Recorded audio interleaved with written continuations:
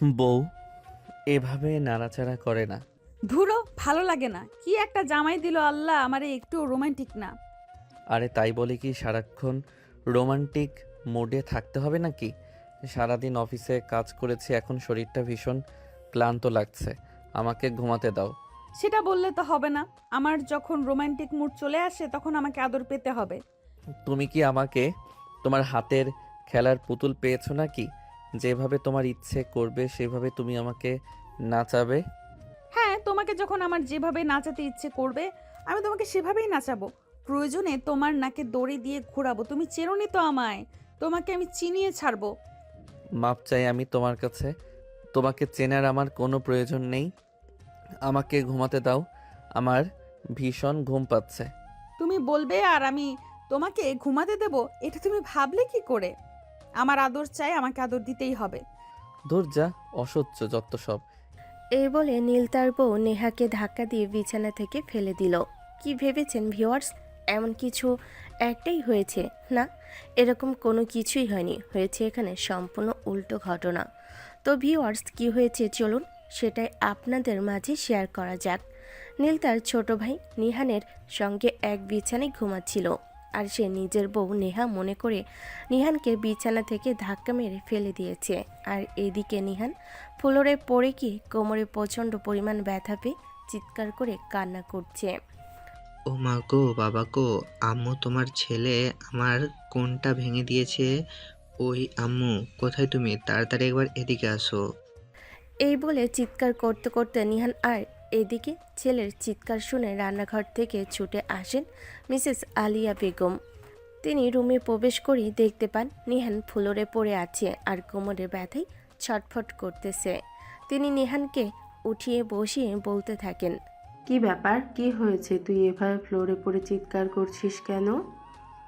এই কথা তুমি আমাকে জিজ্ঞাসা না করে তোমার ছেলেকে জিজ্ঞাসা করলেই তো পারো। তোমাকে এত করে বললাম আমাকে আলাদা রুমে ঘুমাতে দাও, কিন্তু তুমি তো আমাকে বলো এই রুমেই ঘুমাতে। আচ্ছা বাবা, ঠিক আছে, কোনো সমস্যা নেই, তুই নিজেকে একটু সামলা, আমি ব্যাপারটা দেখতেছি। এদিকে এই কথা বলে তিনি আবারও রান্নাঘরের দিকে ছুটে গেলেন, কারণ তিনি চুলায় রান্না বসিয়েছেন। আর এইদিকে নিহান আবারও কান্না করতে শুরু করে দেয় আর বলতে থাকে, হায় আল্লাহ, আমার আম্মুটাও বুঝি আমার আপন কেউ হলো না।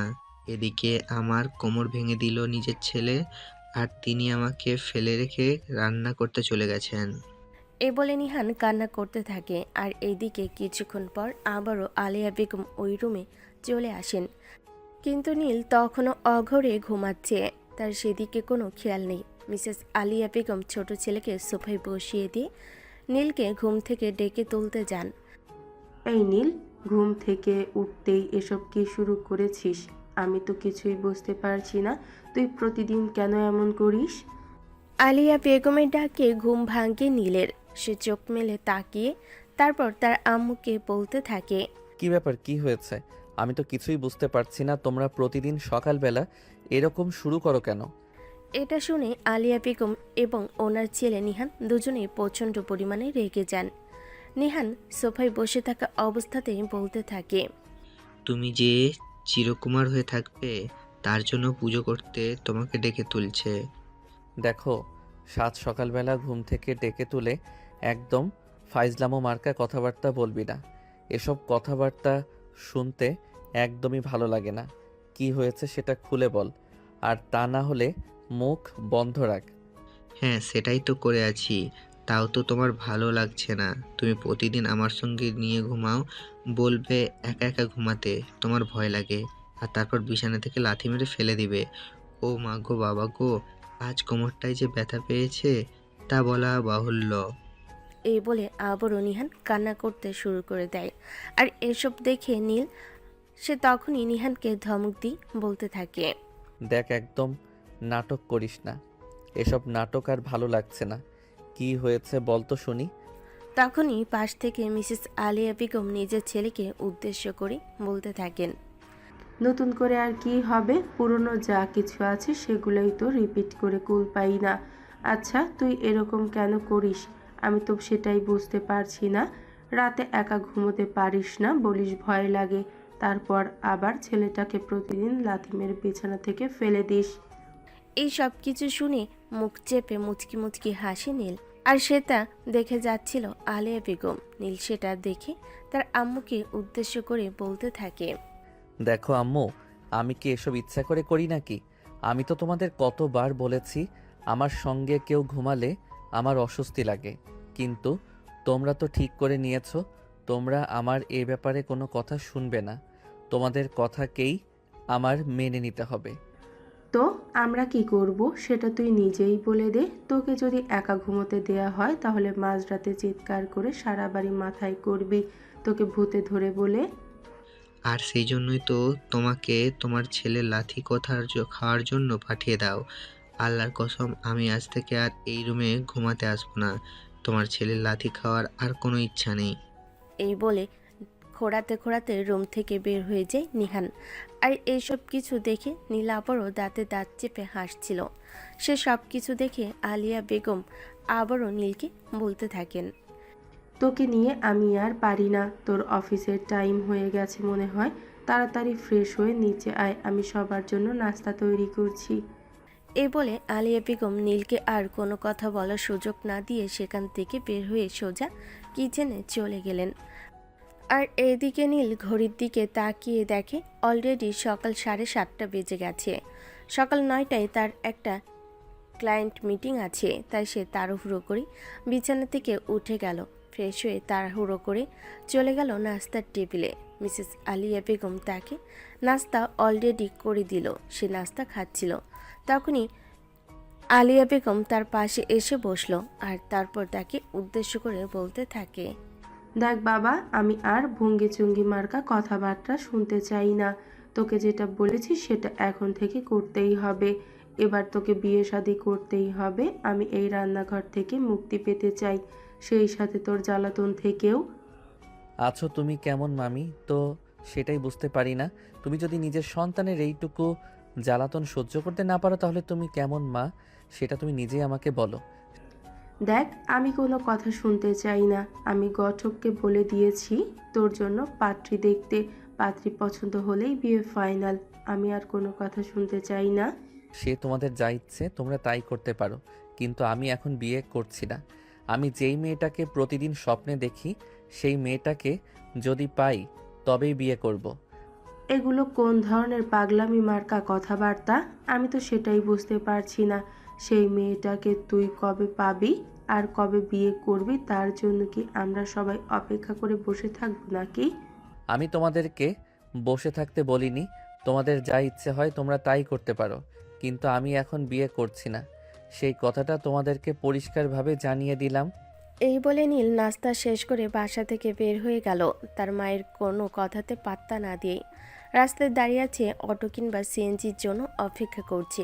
বাইক নিয়ে বের হতে চাইছিল, কিন্তু সকালবেলা কি হলো কিছুই বুঝতে পারছে না। বাইক স্টার্ট নিচ্ছে না, আর সেই জন্য তাকে অটো কিংবা সিএনজিতে করে অফিস পর্যন্ত পৌঁছাতে হবে। কিন্তু কিছুক্ষণ সেখানে দাঁড়িয়ে রইল, কিন্তু কোনো কিছুই পাচ্ছিল না। প্রায় 10 মিনিট পর একটা সিএনজি আসলো। নীল সেটাকে দাঁড় করালো। এই সিএনজি বসুন্ধরা যাবেন? হ্যাঁ মামা, আমি তো বসুন্ধরার দিকে যাচ্ছি। আপনি গেলে উঠে বসুন। ওই যে আপাকে দেখছেন, উনিও বসুন্ধরা যাবেন। এই বলে সিএনজি ওয়ালা মামা সিএনজির ভেতর বসে থাকা মেয়েটিকে উদ্দেশ্য করে দেখালো। নীল এই প্রথমবার মেয়েটার দিকে তাকালো। সে তো পুরোই অবাক হয়ে গেছে। এটা সে কাকে দেখছে? এটা তো তার স্বপ্নে দেখা সেই মেয়েটা। সেই মেয়েটা প্রতিদিন তার স্বপ্নে আসে। নীল অবাক হয়ে মেয়েটার দিকে তাকিয়ে রইল, যেন সে চোখের পলক ফেলতেই ভুলে গেছে। অপরদিকে মেয়েটা ফোনে কারোর সাথে ভিডিও কলে কথা বলছিল। সে এসব কিছুকে পাত্তা না দিয়ে তার মতো করে কথা বলে যাচ্ছে। নীল মেয়েটার দিকে তাকিয়ে আছে প্রায় 2 মিনিট হয়ে গেল। তখনও আবারও সিএনজিওয়ালা বলতে লাগলো, কি ব্যাপার মামা, কি হলো? আপনি এভাবে হাঁ করে তাকিয়ে আছেন কেন? আপনাকে না বললাম আপনার যদি যাওয়ার থাকে তাহলে উঠে বসতে পারেন, তা না হলে আবার ওই আবার লেট হয়ে যাবে। হ্যাঁ হ্যাঁ মামা, যাচ্ছি। আমাকে যেতেই হবে, তা না হলে আবার আমারও লেট হয়ে যাবে। এই বলে নীল সিএনজিতে উঠে বসলো। আর তখন সঙ্গে সঙ্গে সিএনজিওয়ালা সিএনজি স্টার্ট করলো। মেয়েটা তখন ওখানে ইয়ারফোন দিয়ে ভিডিও কলে কথা বলেই যাচ্ছে। এদিকে নীল সিএনজিতে উঠে মেয়েটার দিকে হাঁ করে তাকিয়ে আছে। নীল কি করছে না করছে সেদিকে তার বিন্দু মাত্র ভ্রুক্ষেপ নেই। এভাবে প্রায় অর্ধেক রাস্তা চলে আসলো, তখন হঠাৎ মেয়েটার কথা বলা শেষ হয়। মোবাইলটা রাখতে যাবি, দেখতে পাই নীল তার দিকে হাঁ করে তাকিয়ে আছে।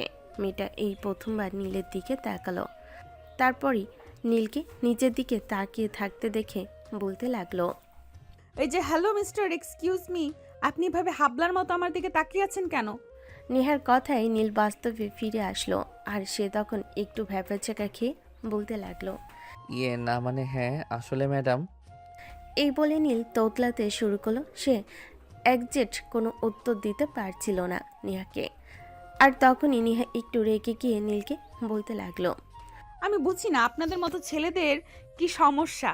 মেয়ে মানুষ দেখলে এভাবে হাবলার মতো তাকিয়ে থাকতে হবে নাকি? আপনাদের কি মা বাবার ভদ্রতাটুকুও শেখায়নি? একটু নড়েচড়ে বসে নীল আর তারপর সে নেহাকে বলতে থাকে, আরে ম্যাডাম, সেরকম কোনো ব্যাপার নয়।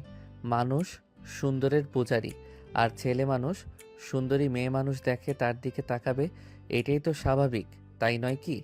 ও আচ্ছা, তাই বুঝি। কিন্তু আপনি আমার দিকে এভাবে তাকিয়ে থাকবেন না। আমার দিকে কেউ এভাবে তাকিয়ে থাকলে আমার সমস্যা হয়। তাহলে বোরকা কিংবা হিজাব পরে বাইরে বের হলেই তো পারেন, তাহলে তো আর মানুষ আপনার দিকে তাকাবে না। এই যে হ্যালো, এক্সকিউজ মি, একদম উল্টাপাল্টা কথা বলে আমার মেজাজ খারাপ করবেন না, তাহলে কিন্তু ভালো হবে না, এই বলে দিলাম। এই বলে নেহা মুখটাকে ভেঙচি মেরে উল্টো দিক ফিরে বসে রইল। আর এদিকে নীল একটু পরপর নেহার দিকে তাকাচ্ছিল, যেন মনে হচ্ছিল স্বর্গ থেকে কোনো পাতালে নেমে এসেছে। কিন্তু নেহা আর একটিবারের জন্য তার দিকে ফিরে তাকালো না। দেখতে দেখতে নীল তার গন্তব্যস্থলে চলে আসলো। সিএনজিওয়ালাকে সিএনজি দাঁড় করাতে বলল, তারপর পাওনা মিটিয়ে দিয়ে অফিসের ভিতরে ঢুকে গেল, যেখানে তারা আজ ক্লায়েন্ট মিটিং হওয়ার কথা ছিল। মিটিং রুমে বসে আছে নীল এবং সেই সঙ্গে আরও বেশ কয়েকজন এমপ্লয়ি, যারা সবাই আজ নিজেদের কোম্পানির প্রোডাক্ট রিপ্রেজেন্ট করতে এসেছে এখানে একজন বিদেশি বাজারের সাথে ডিল করার জন্য। কিছুক্ষণ পরে নীল হঠাৎ করে লক্ষ্য করল নেহা মানে একটু আগে সিএনজিতে যে মেয়েটার সঙ্গে নীল এই অফিস রুমে এসেই পৌঁছেছে, সেই মেয়েটা এই রুমে এসেই প্রবেশ করলো। নীলের পাশের একটা চেয়ার এই মেয়েটা বসে পড়ল। নীল তখনও মেয়েটার দিকে হাঁ করে তাকিয়ে আছে, কোনো কথা বলার সাহস পাচ্ছে না। ঠিক এমন সময় বিদেশের ক্লায়েন্ট সে মিটিং রুমে প্রবেশ করলো। সবাই নিজেদের প্রোডাক্টের রিপ্রেজেন্ট করতে লাগলো। অবশেষে নীলের পালা আসলো, সেও নিজের প্রোডাক্ট রিপ্রেজেন্ট করলো। সবার প্রোডাক্ট দেখা শেষ হলে ক্লায়েন্ট মাত্র দুটো কাপড়ের প্রোডাক্ট সিলেক্ট করলো। সেটা হলো নীল যে কোম্পানি থেকে এসেছে সেই কোম্পানি এবং নেহার কোম্পানির প্রোডাক্ট। মিটিং শেষ হলে সবার জন্য খাবারের আয়োজন করা হলো। সবাই খাবার খাচ্ছে, আর এদিকে নীল খাবার নাড়াচ্ছে আর নেহার দিকে তাকিয়ে আছে। এই ব্যাপারটা নেহাকে ভীষণ রকমভাবে বিরক্ত করছে, কিন্তু সবার সামনে নেহা কোনো কিছুই বলতে পারছে না, কারণ ছেলেটাকে দেখে ভদ্রবাড়ির ছেলে বলেই মনে হচ্ছে। সবার সামনে ছেলেটাকে কিছু বলে সেটা বেশি অপমানজনক হয়ে যাবে। নেহা মনে মনে ঠিক করে অফিস থেকে বের হয়ে এই ছেলেটার জন্য অপেক্ষা করবে, আর সেখানেই যা বলার বলবে। এবং সেই সুযোগটা নেহা পেয়েও গেল। অফিস থেকে বের হয়ে এ অফিসের সামনে দাঁড়িয়েছিল, তখনই নীল তার পাশে এসে দাঁড়ায়।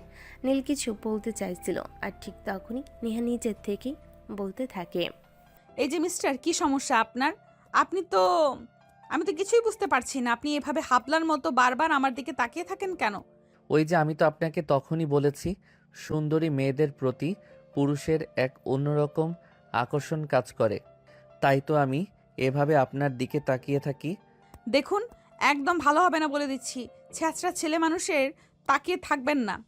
আচ্ছা ঠিক আছে ম্যাডাম, কোনো সমস্যা নেই, আমি আপনার দিকে তাকাবো না, কিন্তু আমার চোখ যদি আপনার দিকে তাকায় তাহলে সেখানে কিন্তু আমার কোনো দোষ থাকবে না, এই আমি আপনাকে বলে দিলাম। আপনি তো বড্ড লজ্জা ছাড়া মানুষ দেখছি। আরে এই যে ম্যাডাম শোনেন, আমার লজ্জা আছে। আমার চোখের যদি লজ্জা না থাকে তাহলে তো সেখানে আমার কিছু করার নেই। বলতে বলতেই একটা সিএনজি চলে আসলো। নীল তখনই ওই সিএনজিতে উঠে নিজের অফিসে চলে গেল। নেহা বেশ কিছুক্ষণ সেখানে দাঁড়িয়ে রইল, কারণ তার একজনের সঙ্গে দেখা করার আছে। তার এক বন্ধু আসবে তার সঙ্গে দেখা করার জন্য। সে তার বন্ধুর সঙ্গে দেখা করে অফিসে ফিরে যাবে। দাঁড়িয়ে থাকে। আর এইদিকে নীল অফিসে এসে বসকে খুশির খবরটা দেয়। ডিল ফাইনাল হয়েছে। এই খবরটা শুনে বস অনেক বেশি খুশি হয়। আর নীলকে বলতে থাকে, আমি খুব ভালোভাবে জানতাম তুমি এই কাজটা করতে পারবে, আর সেজন্যই আমি তোমাকে সেখানে পাঠিয়েছিলাম। তোমার উপর আমার সম্পূর্ণ ভরসা আছে, সেজন্যই তো তোমাকে আমি এতটা ভালোবাসি। হয়েছে, আর ভালোবাসা দেখাতে হবে না। আপনি আপনার ভালোবাসা যদি এখানে না দেখে আমার বেতনটা একটু বাড়িয়ে দিতেন তাহলে হয়তো ভালো হতো। এত রেগে যাচ্ছ কেন তুমি? এখনো বিয়ে শাদী করনি, একা মানুষ, এত টাকা পয়সা দিয়ে কি করবে বলো শুনি? আর এখনও কম টাকা বেতন পাই, সেই জন্যই বিয়ে শাদী করার সাহস পাচ্ছি না। যদি বেতনটা বাড়াতেন তাহলে বিয়েটা করে নিতাম। ও আচ্ছা, এই কথা। সেটা তুমি আমাকে আগে বলবে তো, তাহলে তো আমি কবেই তোমার বেতন বাড়িয়ে দিতাম। আমি কি এতদিন তোমার বেতন আটকে রাখতাম নাকি? যাই হোক, তুমি কোনো কাজ করো না, এই বায়ারের কাজটা শিপমেন্ট করি, তারপরে আমি তোমার বেতন বাড়িয়ে দেবো, আর তুমি মেয়ে দেখা শুরু করে দাও। আচ্ছা স্যার, ঠিক আছে, এখানে ফাইলটা রাখা আছে, সব কিছু আপনি আরেকবার চেক করে নেবেন। এই বলে নীল নিজের ডেস্কে চলে গেল। এদিকে কেটে গেল প্রায় 2 দিন। সেদিন আবারও বস নীলকে নিজের কেবিনে ডেকে নিলেন আর বলতে লাগলেন, তোমাকে আবারও ওই অফিসে একবার যেতে হবে। ওই অফিসের বস চেকে সাইন করে রেখেছেন, চেক কটা তোমাকে নিয়ে আসতে হবে। এটা আবার কি এমন কঠিন কাজ? এখানে তো আপনি যে কাউকে পাঠিয়ে দিলে পাবেন, এখানে তো আপনি যে কাউকে পাঠিয়ে দিলেই পারেন, যে কেউ গিয়ে এটা নিয়ে আসতে পারে। আরে বাবা, তুমি বুঝতে পারতেছো না কেন? এতগুলো টাকার ব্যাপার, আমি যে কাউকে এখনো ভরসা করতে পারি না। তুমি আমার বিশ্বস্ত মানুষ, তাই তোমাকে বলছি। নীল অন্য কাউকে পাঠানোর জন্য রিকোয়েস্ট করলো, বস তার সেই কথা শুনল না। বসের একটাই কথা, নীলকেই এখানে যেতে হবে। তিনি নীলকে খুব বিশ্বস্ত মনে করেন। তাই নীল আর কি করবে, অজ্ঞাত বাধ্য হয়ে তাকে সেখানে যেতে হলো। কিন্তু সেখানে যাওয়াটাও নীলের জন্য একটা প্লাস পয়েন্ট হয়ে দাঁড়ালো। নীল সেখানে গিয়ে সেদিনে সেই দেখা মেয়েটাকে আজ আবারও দেখতে পেয়ে গেল। দুজনের ওয়েটিং রুমে বসে আছে, বারবার মেয়েটার দিকে তাকাচ্ছে, কিন্তু মেয়েটা সেসবে কোনো পাত্তাই দিচ্ছে না। সেদিনের মতো করে ফোন টিপে যাচ্ছে। হঠাৎ করে কেউ একজন এসে বলতে লাগলো, নেহা ম্যাডাম, আপনাকে স্যার ভেতরে ডাকছেন। হ্যাঁ, আমি আসছি। এই বলে নেহা তখনই সেখান থেকে উঠে কেবিনের ভিতরে চলে গেল। নীল তখনও সেখানে বসে আছে, অপেক্ষা করছে কখন নেহা বের হয়ে আসবে এবং নেহার সঙ্গে একটু কথা বলার সুযোগ পাবে। কিন্তু সেই সুযোগটা আদৌ পাবে কিনা সেটাই ভাববার বিষয়। নেহা ভিতরে যাওয়ার 5 মিনিট পর ফিরে আসলো। তখনই সঙ্গে সঙ্গে সেই ছেলেটা আবারও কেবিন থেকে বের হয়ে আসে আর নীলকে বলতে থাকে, স্যার এবার আপনি আসুন, স্যার এবার আপনাকে ডাকছেন। ছেলেটার কথা শুনে মনে একরাশ বিরক্তি নিয়ে উঠে দাঁড়ালো নীল। সে মনে মনে ভেবেছিল নেহা কেবিন থেকে বের হয়ে আসার পরে সে নেহার সঙ্গে কথা বলবে, কিন্তু এই ছেলেটা তাকে সেই সুযোগটা দিল না। আর এদিকে তাদের সঙ্গে দেখা করে চ্যাট নেটওয়ার্ক নেওয়াটাও অনেক বেশি ইম্পর্টেন্স, তা না হলে আবার বসের বকা শুনতে হবে। তাই সে আর দেরি না করে স্যারের কেবিনে চলে গেল। তারপর তার মনে একটু আশা ছিল কেবিন থেকে বের হয়ে এসে যদি নেহাকে ওয়েটিং রুমে দেখতে পায় তাহলে সেখানে নেহার সঙ্গে একটু কথা বলে নিবে। তাই তো নীল তাড়াহুড়ো করে বসের কেবিন থেকে বের হয়ে আসে, কিন্তু সেটা মনে হয় আর কপালে জুটল না। কারণ নীল কেবিন থেকে বের হয়ে নেহা ওয়েটিং রুম থেকে চলে গেছে, তার মানে অনেকক্ষণ আগেই চলে গেছে সেখান থেকে। কিন্তু আলো যদি সহায় থাকে তাহলে মরা গাছেও ফুল ফোটে, সেরকমটা হয়েছে নীলের সঙ্গে। নীল যেখানে বসেছিল সেখানেই দেখতে পেল একটি পার্স পড়ে আছে। নীল সেটা হাতে নিল, দেখতে পেল ভিতরে একটি আইডি কার্ড এবং বেশ কিছু টাকা রয়েছে। আইডি কার্ডের ছবিটা দেখে নীল কনফার্ম হয়ে নিল এটা নিহার। তাই সে এটা হাতে করে নিয়ে তবেই বের হলো। বাইক চালাচ্ছে আর মনে মনে ভাবছে মেয়েটা কীরকম ভুলো মনের মানুষ। এটা যদি নীল ছাড়া অন্য কেউ দেখতো তাহলে তো নিয়েই চলে যেত, কিন্তু নীল এখন এটা নেহার কাছে পৌঁছাবে কিভাবে সেটাই ভাবতে লাগলো। দেখতে দেখতে নিজের অফিসে পৌঁছে এলো নীল। বসের কাছে চেকটা পৌঁছে দিয়ে তারপর নিজের কেবিনে চলে আসে, নিজের কাজ করতে থাকে আর ভাবতে থাকে। তখনই হঠাৎ মনে পড়লো ব্যাগের ভিতর কোনো ফোন নাম্বার পাওয়া যায় কিনা সেটা দেখতে। তখনই নীল পার্সটা খুললো আর ভালোভাবে চেক করতে লাগলো। তখন ভিতরে একটা নাম্বার দেখতে পেল। নীল সঙ্গে সঙ্গেই নাম্বারটা মোবাইলে তুলে নিয়ে ওই নাম্বারে কল করলো। দুবার রিং হতেই অপর প্রান্ত থেকে কলটা রিসিভ করলো আর বলতে লাগলো, আসসালামু আলাইকুম, কে বলছেন? ওয়ালাইকুম আসসালাম। আমাকে আপনি চিনবেন না? আপনি একটু আগে যে অফিসে চেক সাইন করিয়ে নিতে এসেছিলেন, সেখানে আপনার একটা পার্স ফেলে রেখে গেছেন। আমিও তাই পেয়েছি। ও মাই গড, আমি তো ভুলেই গেছিলাম। আমি তো ভেবেছি এটা হয়তো রাস্তার কোথাও ফেলে রেখে এসেছি। আমি তো এটার আশা ছেড়ে দিয়েছিলাম। না, সেরকম কোনো ব্যাপার নয়। আপনি আপনার অ্যাড্রেস দিন, আমি সেটা আপনার কাছে পৌঁছে দেব। এটা নিয়ে আপনাকে কোনো টেনশন করতে হবে না। আচ্ছা ঠিক আছে, আপনি একটা কাজ করতে পারেন। আজ সন্ধ্যায় আপনি আমার সঙ্গে একটা কফি শপে দেখা করুন। সেখান থেকেই না হয় আমি আপনার কাছ থেকে এটা রিসিভ করে নিব। ওকে, ঠিক আছে, কোনো সমস্যা নেই। আপনি অ্যাড্রেস মেসেজে পাঠিয়ে দিন, আমি সময় মতো পৌঁছে যাব। নীল মনে মনে ভাবতে লাগলো, এই তো সেঞ্চুরি করে ফেললাম। এই বলে সে ফোনটা রেখে দিল। তারপর অফিসে কাজ করতে লাগলো। কিন্তু বিশ্বাস করেন ভিউয়ার্স, সে কোনোভাবেই কাজে মন বসাতে পারছিল না। বারবার শুধু মনে হচ্ছিল সময় কখন ফুরবে, কখন সে নেহার সঙ্গে দেখা করবে আর একটু কথা বলবে। নেহ তাকে সন্ধ্যা 6টায় দেখা করতে বলে। নীল বিকেল 5টা বাজতে না বাজতেই অফিস থেকে বের হয়ে গেল। বাইক নিয়ে সোজা নেহার দেওয়া ঠিকানা অনুযায়ী চলে আসলো। সেখানে এসে বসে আছে। এখনও সন্ধ্যা 6টা বাজতে 15 মিনিট সময় বাকি আছে। নীল বসে বসে অপেক্ষা করতে লাগলো কখন সন্ধ্যা 6টা বাজবে আর কখন এখানে এসে পৌঁছাবে। কিন্তু ঘড়ির কাঁটায় সন্ধ্যা 6টা বেজে গেল। নেহা সেখানে এসে পৌঁছালো না। নীল অনেকটা চিন্তিত হয়ে পড়ল। নেহার নাম্বারে বেশ কয়েকবার ফোন দিল, কিন্তু ফোন সুইচ অফ বলছিল। নীল অনেকটাই চিন্তিত হয়ে পড়ে। তবে কি নেহার কোনো দুর্ঘটনা ঘটল? এসব কিছুই চিন্তা করছিল নীল। ঠিক তখনই বৃষ্টিতে কাক ভেজা হয়ে রেস্টুরেন্টে এসে পৌঁছালো নেহা। নেহাকে দেখেই নীল উঠে দাঁড়ালো আর তারপর এসে নেহাকে বলতে লাগলো, আরে, আপনার এই অবস্থা হলো কি করে? আর বলবেন না, অফিস থেকে একটা রিক্সা নিয়ে বের হয়েছিলাম, আর মাঝ রাস্তায় আসতেই হঠাৎ করে ধুম বৃষ্টি নেমে গেল। আর এ থেকে আপনিও অপেক্ষা করছেন না, এসে কোনো স্কুল পারছিলাম না, তাই বৃষ্টিতে ভিজেই আসতে হলো। আরে, সেটা আপনি আমাকে একটা ফোন করে বলে দিলেই পারতেন। আমি এখানে বসেই আপনার জন্য অপেক্ষা করতাম। সেটা করব কি করে? আমার ফোনের চার্জ শেষ হয়ে গেছে, তাই ফোন অফ হয়ে গেছে। সেটা করব কি করে? আমার ফোনের চার্জ তো শেষ হয়ে গেছে, তাই ফোন অফ হয়ে গেছে।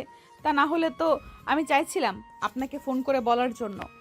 আচ্ছা ঠিক আছে, কোনো সমস্যা নেই। আপনি একটা কাজ করুন, মাথাটা একটু মুছে নিন, তা না হলে ঠান্ডা লেগে যাবে। এ বলে নিজের ব্যাগ থেকে ছোট্ট একটা তোয়ালে বের করে নেহার দিকে এগিয়ে দিল।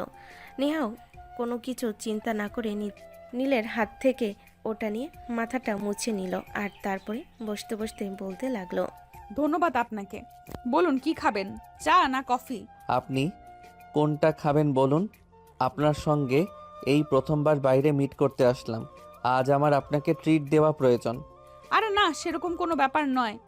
আপনি আমার উপকার করতে এখানে এসেছেন, তাই আপনার কাছ থেকে ট্রিট নেওয়াটা অন্যায় হবে। আজ আমি খাওয়াবো, অন্যদিন না হয় আপনি আমাকে খাওয়াবেন। ও আচ্ছা ঠিক আছে, তাহলে আমার জন্য তো 1 কাপ কফি থেকে চলে যাবে। আপনি মেবি আমাকে অপমান করার জন্য কথাটা বলছেন। আমি মেয়ে মানুষ, তার জন্য কি আপনি অন্য কিছু খেলে সেটার বিল পরিশোধ করতে পারবো না? আরে না, সেরকম কোনো ব্যাপার নয়। আর আপনাকে অপমান করার মতো স্পর্ধা আমি কখনো দেখাতে পারি কি? আমি এমনি জাস্ট বললাম, অন্য কোনো ব্যাপার নেই। তাছাড়াও আমি বাইরের খাবার তেমন একটা খাই না। সেটা বললে তো আমি শুনবো না। আপনি আমার এত বড় একটা উপকার করেছেন। পার্সের ভেতরে আমার প্রয়োজনীয় বেশ কিছু কাগজপত্র ছিল, যেগুলো হারিয়ে গেলে আমার অনেক বড় একটা ক্ষতি হতো। তো আপনি সেগুলো আমাকে ফেরত দিয়েছেন, আপনাকে কিছু খেতেই হবে। এই বলে নেহা তখনই তাদের দুজনের জন্য দুটো কাছের বিরিয়ানি আর বোরহানির সঙ্গে কোল্ড ড্রিঙ্কস অর্ডার করলো। কিছুক্ষণের মধ্যে ওয়েটার এসে তাদের খাবার দিয়ে গেল। তারপর দুজনেই একসঙ্গে বসে খেতে লাগলো। খাওয়া দাওয়া শেষ হতে নীল নিজের ব্যাগ থেকে নেহার পার্সটা বের করে তার হাতে তুলে দিল আর বলতে লাগলো, সব কিছু একবার চেক করে দেখে নিলে খুশি হব। সেটার কোনো প্রয়োজন হবে না। আপনি যখন নিজের ইচ্ছায় এটা আমার কাছে ফেরত দিয়েছেন, তখন এখান থেকে নিশ্চয়ই কোনো কিছু উধাও হয়নি। এই বলে নেহা নীলের কাছ থেকে বিদায় নিয়ে বাসার উদ্দেশ্যে রওনা দিল। এদিকে নীল তখনও সেখানে বসে আছে। সে মনে মনে ভেবেছিল নেহা তার সঙ্গে আরও অনেকক্ষণ সময় বসে গল্প করবে। তাকে একটু সময় দেবে, কিন্তু নেহা সেরকম কোনো কিছুই করলো না। এদিকে সন্ধ্যা ঘনিয়ে রাত হয়ে আসলো। তখনই নীলের আম্মু নীলকে ফোন দেয়। কী রে, কই তুই? অফিস ছুটি হয়ে যায় সেই বিকেল 5টায়, আর এখন রাত 8টা বাজতে চলেছে, এখনো তোর বাসায় ফেরার নামগন্ধ নেই। আরে আম্মু, আমি তো তোমার বৌমার সঙ্গে দেখা করতে এসেছিলাম। তুমি চিন্তা করো না, আমি কিছুক্ষণের মধ্যেই বাসায় পৌঁছে যাব। এমন কথা শুনে নীলের আম্মু নির্ঘাত ভেবে নিলেন ছেলের মাথা খারাপ হয়ে গেছে।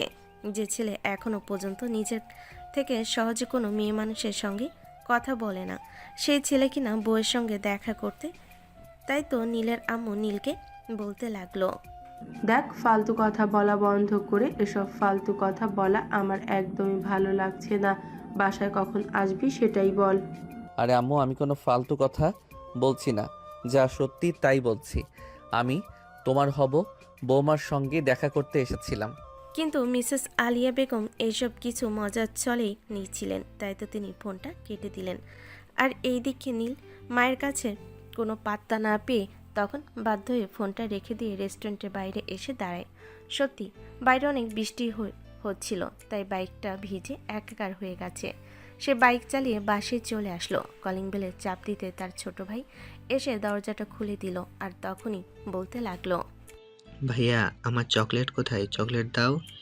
তখনই নীল জিভে কামড় দিয়ে উঠে আসতো সে তার ছোট ভাইয়ের জন্য চকলেট আনতে ভুলে গেছে। এখন যদি তার ভাই এটা জানতে পারে সে চকলেট না নিয়ে বাসায় বেড়াতে এসেছে, তাহলে তার ভাই এখনই চিল্লাপাল্লা শুরু করবে। নীল কিভাবে কি করবে, তার ভাইকে কিভাবে শান্ত করবে সেটাই ভেবে পাচ্ছিল না। তাই সে তার ভাইকে বলতে লাগলো। নিহান শোন, তোকে আজ একটা গল্প বলি। আরে ভাইয়া, চুপ করো। তুমি তোমার গল্প আমি পড়েই শুনবো। আগে তুমি আমার চকলেট দাও। আমি সেই কখন থেকে চকলেটের জন্য অপেক্ষা করছি, কিন্তু তুমি তো বাসায় আসার নামগন্ধ নিচ্ছিলে না। নীল পড়ে গেল মহাজালে। সে খুব ভালোভাবেই বুঝতে পারলো বাইকে চকলেট না দিলে আর কোনো উপায় নেই। কিন্তু এখন সে কি করবে, যেখানে কার কাছে কোনো চকলেটই নেই। তাই সে মনে মনে একটা ফোন দিয়ে আসলো। তখনই তার মোবাইলটা বের করে একটা কল আসার বাহানা করে বাসা থেকে বেরিয়ে গেল। এদিকে তার ভাই পিছু ডাকছিল, কিন্তু সেসব কথা না শুনে বাসা থেকে বের হয়ে যায়। তারপর বাসার সামনে এক দোকান থেকে তার ভাইয়ের জন্য চকলেট কিনে নিয়ে আবারও বাসায় ফিরে আসে। এদিকে ড্রয়িং রুমে এসে বসতেই তার আম্মু সেখানে এসে উপস্থিত হয় আর তাকে বলতে থাকে। কিরে, সেই কখন তোর গলার আওয়াজ শুনলাম, আর এখনো তুই ড্রয়িং রুমে বসে আছিস কেন? এমনি তোমার হবু বৌমাকে খুব বেশি মিস করছি, তাই এখানে বসে আছি। দেখ, ফালতু কথা বলা একদম বন্ধ কর। এসব ফালতু কথা বলা আমার একদমই ভালো লাগছে না। আচ্ছা, আমি এটা বুঝতে পারছি না, তোমার কেন মনে হচ্ছে আমি ফালতু কথা বলছি? আমি একদম সত্যি কথা বলছি। তোমার হবু আমার সঙ্গে দেখা করতে গেছিলাম। কিন্তু আলিয়া বেগম নিজের ছেলের কথায় কোনো পাত্তা দিলেন না। তিনি মুখটাকে ভেঙচি মেরে রুমের ভিতরে চলে গেলেন। আর এইদিকে নীল মায়ের কাছে পাত্তা না পেয়ে বেশ কিছুক্ষণ ড্রয়িং রুমে বসে থেকে টিভি দেখল। তারপর নিজের রুমে চলে আসলো। রুমে এসে ফ্রেশ হয়ে নীল এদিকে দেখতে দেখতে রাতের খাবার খাওয়ার সময় হয়ে গেল। নীল খাবার টেবিলে চলে গেল, আর সবাই মিলে একসঙ্গে বসে রাতের খাবার খেয়ে নিজেদের রুমে ঘুমানোর জন্য চলে গেল। নীলও নিজের রুমে চলে আসে, ঘুমানোর জন্য প্রস্তুতি নিতে থাকে, কিন্তু কোনোভাবেই তার চোখে ঘুম আসছিল না। বারবারই নেহার মায়াবী চেহারাটা তার চোখের সামনে ভেসে উঠছিল। অনেক চেষ্টা করেও কোনোভাবে নেহার চেহারাটা ভুলে থাকতে পারছিল না। মনে হচ্ছিল নেহা তার পাশেই আছে, তার সাথে শুয়ে আছে, তার সঙ্গে গল্প করছে, কিন্তু পরক্ষণেই চোখ মেলে আর নেহাকে কোথাও দেখতে পাচ্ছিল না। এভাবেই দেখতে দেখতে রাত 12টা বেজে গেল, কিন্তু নীলের চোখে ঘুমের ছিটে ফোটাও নেই। সে কি করবে কোনো কিছু ভেবে পাচ্ছে না। হঠাৎ করে একজন অচেনা মানুষকে এত বেশি মনে পড়ছে, সে এটা ভেবে পাচ্ছে না। তখনই হঠাৎ করে নীলের মনে পড়ল মোবাইলে তো নেহার নাম্বার আছে, একবার ফোন দিয়ে কথা বলাই যায়। যেমন চিন্তা তেমন কাজ। নীল সঙ্গে সঙ্গে মোবাইলটা হাতে নিল আর নেহাকে ফোন দিল। বেশ কয়েকটা রিং হওয়ার পর নেহা ঘুমু ঘুমু কণ্ঠে ফোনটা রিসিভ করলো আর বলতে লাগলো। আসসালামু আলাইকুম, কে বলছেন? ওয়ালাইকুম আসসালাম। আপনি দেখছি খুব তাড়াতাড়ি মানুষকে ভুলে যেতে পারেন। এই তো সন্ধ্যায় দেখা হলো আর এখনই ভুলে গেলেন। নেহা বেশ কিছুক্ষণ চুপ করে রইল আর কণ্ঠটা বোঝার চেষ্টা করলো। ততক্ষণে সে বুঝতে পারল এটা নীল। তখন সে বলতে লাগলো, আরে আপনি? ও হ্যাঁ, চিনতে পেরেছি। তা হঠাৎ এত রাতে কেন আমাকে ফোন করলেন? জানি না, কিন্তু হঠাৎ করে আপনার কথা কি খুব বেশি মনে পড়ছিল, তাই মনে মনে ভাবলাম একবার ফোন করে আপনার সঙ্গে একটু কথা বলে নেওয়া যাক, তাহলে হয়তো ভালো লাগতে পারে। ও আচ্ছা, তাই বুঝি। কিন্তু আমাকে এভাবে হুট করে এত বেশি মনে পড়ার কারণটা কি? আমি তো সেটাই বুঝতে পারছি না। বললাম তো জানি না, আপনাকে ভীষণ মিস করছিলাম। এই বলে দু কথায় কথা বাড়তে থাকে আর দুজনে অনেকটা সময় নিয়ে কথা বলতে থাকে। তখনই হঠাৎ করে নেহা মোবাইলের দিকে তাকিয়ে দেখলো রাত 3টা বেজে গেছে। নেহা ভীষণ রকম চমকে যায় আর তখনই সে নীলকে বলতে থাকে, আর ইউ ম্যাজিক ম্যান, যেখানে কিনা আমি কোনো মানুষের সঙ্গে 5 মিনিটের বেশি কথাই বলি না, সেখানে সেই রাত 12টা থেকে এখন রাত 3টা বাজে আপনার সঙ্গে কথা বলছি। আরে কি বলেন, এত সময় পার হয়ে গেছে আমি তো বুঝতেই পারিনি। এই বলে নীল ঘড়ির দিকে তাকালো। হ্যাঁ, সত্যি সত্যি রাত 3টা বেজে গেছে। তারপর দুজনেই কথা বলা শেষ করে ঘুমিয়ে পড়ল। তারপর থেকে প্রায় তাদের ফোন আলাপ চলতে থাকে। দুজনেই অফিসে আর বাসায় সব মিলে ব্যস্ততম জীবন কাটাচ্ছে। এদিকে বারবার নেহার সঙ্গে দেখা করতে চাইছে, কিন্তু নেহার সেরকম কোনো সময় হয়ে উঠছে না। নেহার পরিবারের বড় মেয়ে, তারপর সংসারের চাপ, সব মিলিয়ে সারাদিন খুবই ব্যস্ততার সঙ্গে সময় কাটাতে হয়। তার অসুস্থ মা, ছোট বোন দুটো পড়াশোনা করছে। অফিস করে এসে বাসায় রান্নাবান্না, তারপর আবার সকালে ঘুম থেকে উঠে সবার জন্য সব কিছু রেডি করে রেখে তারপরে অফিসে যেতে হয় নেহাকে। তাই বাইরের সময় দেওয়ার মতো সেরকম কোনো সময় নেহার কখনোই হয়ে ওঠে না। আর এইদিকে নীলের আম্মু বারবার নীলকে বিয়ে করার জন্য প্রেশার দিয়ে যাচ্ছে। নীল পড়াশোনা শেষ করেছে, এই তো মাস 6 হলো, আর ইতিমধ্যেই একটা প্রাইভেট কোম্পানিতে জব নিয়েছে। তখন থেকেই তার আম্মুর শুরু হয়েছে বিয়ে কর বলে মাথা খারাপ করে দেওয়া। ইতিমধ্যেই তিনি বেশ কয়েকটা মেয়ের সঙ্গে কথা বলেছেন, কিন্তু নীল সায় দিচ্ছে না, সেজন্য কথা আগাতে পারছে না। কিন্তু এইদিকে হঠাৎ করে নেহার সঙ্গে কথা হয়ে নিজেকে নেহার মধ্যে হারিয়ে ফেলেছে। নেহার সঙ্গে দেখা হওয়ার পর থেকে নীলও বিয়ের ব্যাপারে তার মায়ের সঙ্গে আগ্রহ দেখাচ্ছে, আর মাঝে মধ্যে নেহার ব্যাপারে তার মায়ের সঙ্গে কথা বলছে। আম্মু, তোমাকে বললাম না একটা মেয়ের সঙ্গে আমার কথা হয়েছে, মেয়েটাকে আমার বেশ ভালোই পছন্দ হয়েছে, আমি ওই মেয়েটাকে বিয়ে করতে চাই। আচ্ছা ঠিক আছে, বুঝলাম, সে না হয় করবি, কিন্তু সেই মেয়েটার সঙ্গে আমাদের দেখা করিয়ে দে, কথা বলিয়ে দে। আম্মু, আমাকে একটু সময় দাও, আগে আমি নিজে ফ্রি হয়ে নেই, তারপর তোমাদেরকে পরিচয় করিয়ে দেব, কোনো সমস্যা নেই। এই বলে নীল তার আম্মুর কাছ থেকে সময় চেয়ে নেয় আর নেহার সঙ্গে বারবার দেখা করার কথা বলতে থাকে। কিন্তু নেহা কোনোভাবেই ম্যানেজ করতে পারছিল না নীলের সঙ্গে দেখা করতে। আর সে কোনোভাবেও বুঝতেও পারছিল না নীল কেন এত দ্রুত তার সঙ্গে দেখা করতে চাইছে, কেমন কথা বলতে চাই যেটা ফোনে বলা যাচ্ছে না। তাই নেহা নিজেও নীলকে মনে মনে একটু সন্দেহ করতে থাকে। তবে কি নীল অন্য কোনো রকম ইঙ্গিত দিচ্ছে নেহাকে, সেটাই ভেবে পায় না নেহা। কারণ নেহা ইতিমধ্যে বিয়ের জন্য কোনো চিন্তাভাবনা করছে না। সে এখন ফ্যামিলিকে একটু টাইম দিতে চায়, কারণ এই মুহূর্তে ফ্যামিলির পাশে দাঁড়ানোটা তার ভীষণ প্রয়োজন। তার কারণ হচ্ছে বেশ কয়েক বছর হলো নেহার বাবা মারা গিয়েছে। তারপর নেহার মা তার বাবার রেখে যাওয়া সম্পত্তি বিক্রি করে নেহা এবং তার বোনেদের পড়াশোনা করিয়েছেন। কিন্তু সেটাও আরও বেশি দিন চলল না, কারণ নেহার বাবা সেরকম কোনো সম্পত্তি তাদের জন্য রেখে যাননি। ইতিমধ্যেই তিনি অসুস্থ হয়ে পড়েন।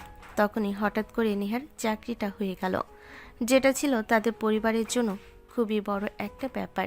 নেহার চাকরিটা হয়ে যেতে তার মা এবং তার বোনেরা ভাবতে লাগলো তাদের অভাবের দিন বুঝি শেষ হতে চলল।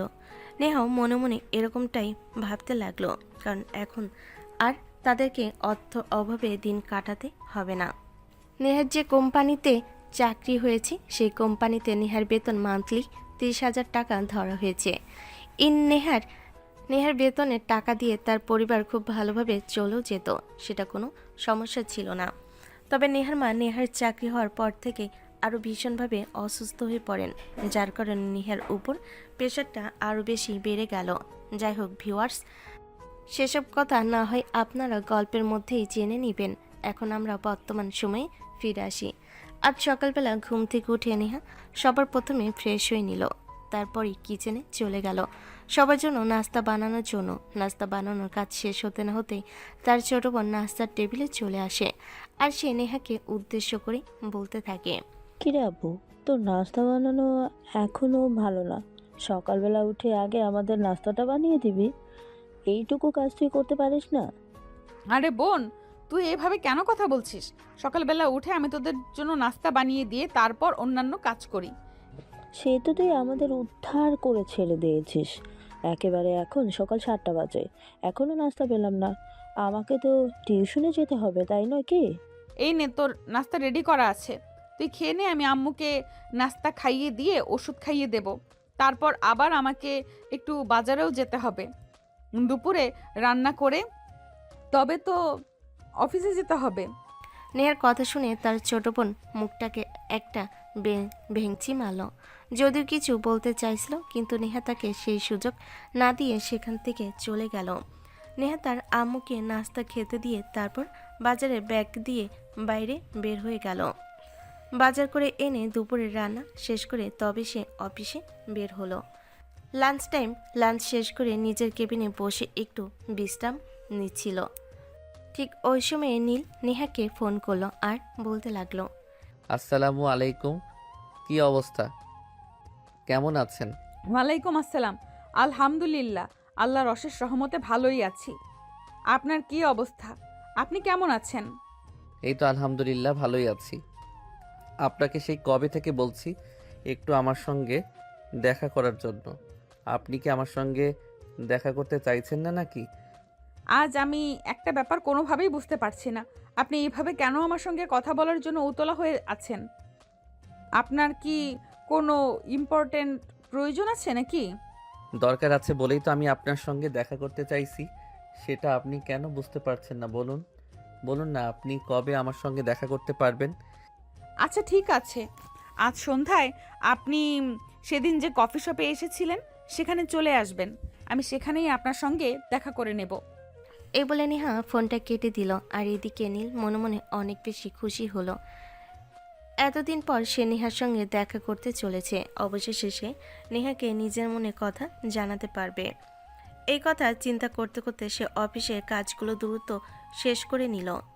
এদিকে নেহাও নিজের কাজ শেষ করছিল। মনে মনে ভাবছিল নীল আজ কি বলবে সেটা শুনতেই হবে, কিন্তু ভাগ্যে না থাকলে যা হয় আর কি। বিকাল 4:15 বাজায় তখন সে বসের কেবিন থেকে নেহাকে ডেকে নেওয়া হলো। নেহা কোনো কিছু চিন্তা না করে বসের কেবিনে প্রবেশ করলো, আর তখনই বস বলতে লাগলো, নেয়া, আজ বিকেলেই তোমাকে একটু আমার সঙ্গে এক জায়গায় যেতে হবে। কেন স্যার, কি হয়েছে? আমি একেবারেই পছন্দ করি না সেটা, তুমি খুব ভালো করে জানো। তাই আমার মুখের উপরে কখনোই কোনো প্রশ্ন করবে না। আমি তোমার বস, আমি তোমাকে যা করতে বলবো তুমি কিন্তু তাই করবে। প্রস্তুত? হ্যাঁ স্যার, সেটা ঠিক আছে, কিন্তু আজ বিকালে আমার একটা কাজ ছিল, অন্যদিন গেলে হয় না? দেখো, তোমার কাজের চাইতেও আমার কাজটা অনেক বেশি গুরুত্বপূর্ণ, তাই আমার কথা তোমাকে মানতেই হবে, এবং আই এম এ রিয়েল বস। তখন নেহা বসের মুখের উপর আর কোনো কথা বলার সাহস পেল না। সে চুপচাপ নিজের কেবিনে চলে গেল। নীলকে কি উত্তর দিবে সেটাই ভেবে পাচ্ছে না, কারণ এতদিন ধরে ছেলেটা তার সঙ্গে দেখা করতে চাইছে। আর আজকে সে যখন ছেলেটাকে দেখা করার ডেট দিল, আর তখনই কি না তার কাজ পড়ে গেল। এখন সেই ছেলেটাকে কি বলবে, এসব চিন্তা করতে করতে ঘড়ি কাটা বিকেল 5টার কাছাকাছি চলে আসলো। নেহা মনে মনে ভাবলো এখনই নীলকে ফোন করে সব কিছু জানাতে হবে, তা না হলে আবার ছেলেটা এসে অপেক্ষা করবে। ওই মুহূর্তে নেহা নীলকে ফোন দিল, কিন্তু নীলের ফোনটা সাইলেন্ট থাকায় নীল ফোনটা রিসিভ করতে পারলো না। অফিস টাইমে নীল সবসময় ফোন সাইলেন্ট করে রাখে, আর এই সময় কেউ ফোন দিলে সে কখনোই ফোন রিসিভ করে না। আজকেও এরকমটা হয়েছে। অফিস থেকে ঠিক বিকেল 5টায় বের হয়ে নীল তার পরে নেহার বলা অনুযায়ী ঠিকানা অনুযায়ী চলে আসে, আর সেখানে বসে নেহার জন্য অপেক্ষা করতে থাকে। সন্ধ্যা 6টা বেজে যায়, নেহা আসে না। তখনই নীল মোবাইলটা বের করে নেহাকে ফোন দেওয়ার জন্য। নীল মোবাইলটা হাতে নিয়ে দেখে নেহা অলরেডি তাকে অনেকগুলো কল দিয়ে ফেলেছে। তাই সে সঙ্গে সঙ্গে নেহাকে কল ব্যাক করলো। দুবার রিং হতে নেহা কলটা রিসিভ করলো। আর তখনই নেহা নীলকে বলতে লাগলো, কি ব্যাপার, আপনি এখন এসে পৌঁছাননি কেন? কোনো প্রবলেম হয়েছে কি?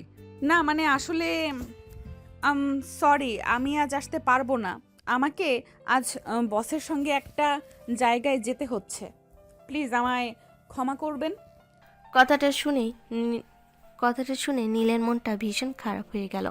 সে মনে মনে ভেবে রেখেছিল আজ নেহার সঙ্গে তার দেখা হবে এবং সে নেহাকে নিজের মনে কথা খুলে বলবে, কিন্তু সেটা তো আর সম্ভব হয়ে উঠল না।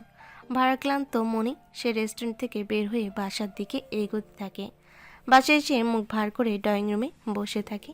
তার আম্মু তার পাশে এসে বসে, তার মাথায় হাত বুলিয়ে দিতে দিতে বলতে থাকেন, কিরে বাবা, কি হয়েছে? তুই এভাবে মুখ ভার করে বসে আছিস কেন? কিছু হয়নি আম্মু, প্লিজ আমাকে একা থাকতে দাও, আমার সঙ্গে কোনো কথা বলো না। এই বলে সে তার আম্মুকে কোনো কথা বলার সুযোগ না দিয়ে সেখান থেকে উঠে নিজের রুমে চলে গেল আর দরজাটা বন্ধ করে দিল। আজ তার সত্যি ভীষণ মন খারাপ হচ্ছে নেহার জন্য। আসলে পরের চাকরিটা বুঝি এমনই হয়, যেখানে কেউ চাইলেও নিজের ইচ্ছে মতো কোনো কিছু করতে পারে না।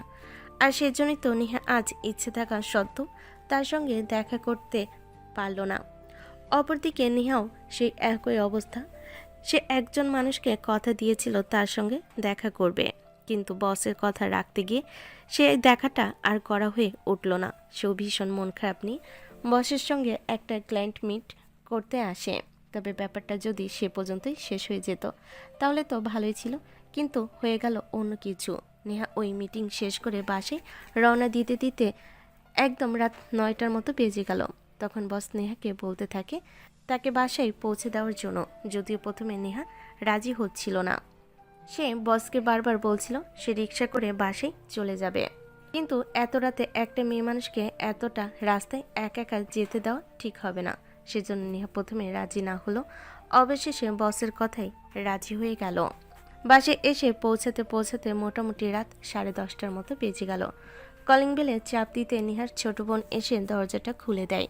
নেহাকে দেখা মাত্রই তার বোন মুখ কালো করে বলতে থাকে, বয়ফ্রেন্ডের সঙ্গে ডেট করে রাত 10:30টায় বাসায় ঢুকেছিস, এখন রান্না বান্না কে করবে শুনি?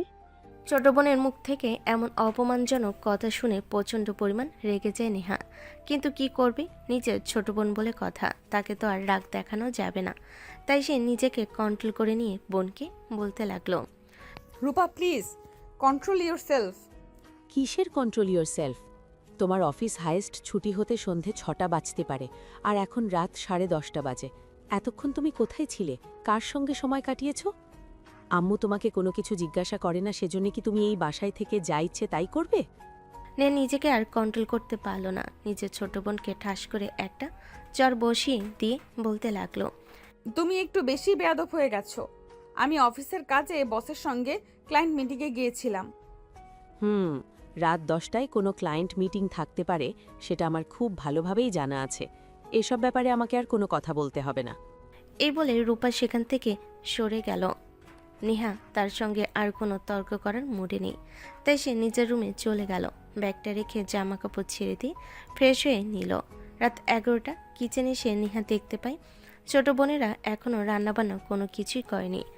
সে তখন কাউকে কোনো কথা না বলেই তার এবং তার আম্মুর জন্য খাবার বানিয়ে নিয়ে তার আম্মুর রুমে চলে গেল। তার আম্মুকে খাবারটা খাইয়ে দিয়ে নিজে খেতে লাগলো। রাত 12টা তার ছোট দুই বোন তার সামনে এসে দাঁড়ালো আর বলতে লাগলো, কি ব্যাপার আপু, তুমি খাবার খেয়ে নিচ্ছ, আমাদেরকে ডাকুনি কেন? স্নেহা তার ছোট বোনের কথায় কোনো উত্তর দিল না, সে তার মতো খাবার খেয়ে যাচ্ছে। তখন আবারও তার ছোট বোন বলতে লাগলো, কি হলো, তুমি কি আমাদের কথা শুনতে পাচ্ছ না? একে তো এত দেরি করে বাসায় ফিরে এসেছো, এখন আবার নিজের মতো করেই নিজের খাবারটা খেয়ে নিচ্ছ। হ্যাঁ, আমি সারাদিন অফিস করে এসেছি, আমার শরীর ক্লান্ত লাগছে, তাই আমি নিজের খাবারটা নিজে তৈরি করে খেয়ে নিয়েছি।